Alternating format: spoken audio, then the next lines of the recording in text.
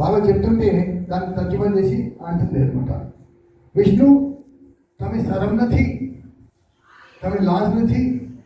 విష్ణు నీకేమైనా బుద్ధి ఉందా? బాబా పిలుస్తుంటే అలా పడుకున్నామంటే ఆర్డర్స్ ఏమిటి? ఒబీడియన్స్. ఏం చెప్తే చేయాలి.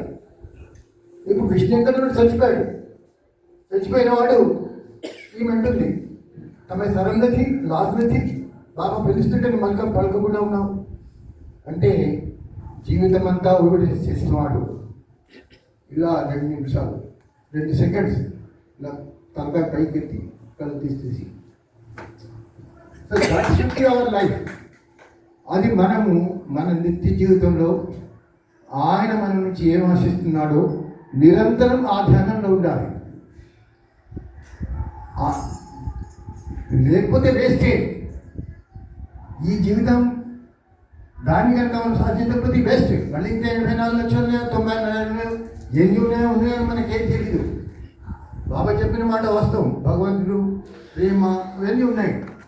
కానీ దాన్ని ఈ జీవితంలో కనుక మనం సాధించకపోతే ఈ జీవితం వేస్ట్. ఫ్యూచర్ మనకు తెలియదు. తెలియని దాని గురించి మనం ఇచ్చేయలేము. ఏమైనా ఇచ్చేస్తాం. ఎవరిని వర్షాకాలం అయిపోయిన తర్వాత ఎండలు వస్తాయి, ఎండలు వచ్చిన తర్వాత మళ్ళీ పంటలు పడతాయి అని మనమేమైనా ప్రయత్నాలు చేయకుండా కూర్చుంటాము. అమ్ము తీసి పెట్టుకోవాలండి. ఇప్పటి నుంచి ఇది కూడా అంతే. ఇప్పుడే జాగ్రత్త పడి సమయం ఉన్నప్పుడు బాబాను తలుచుకోవడానికి ఒకటే మార్గం ఏమిటంటే, ఇప్పుడు బాబా తన ఫోటోని ఇచ్చాడు, తన నామాన్ని ఇచ్చాడు. అంతకు మించి మనకు రాముని చూడలేదు, కృష్ణుని చూడలేదు, ఎవరిని చూడలేదు.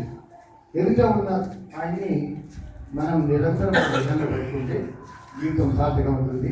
అటువంటి సద్బుద్ధి, అటువంటి సదావకాశం, అటువంటి సద్భాగ్యం బాగా మనందరిని కలిగించి మన్ని తండ్రిని లోపల చేసుకోవాలని కోరుతూ అవతార్ మెహర్ బాబా.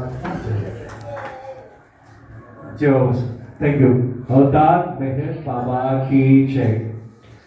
సో ఫైనల్గా ఒక చిన్న సందేశం బాబాది. ఈ సందేశం అయిపోయిన తర్వాత 5 నిమిషాల పాటు నామం ఉంటుంది, బాబా నామం.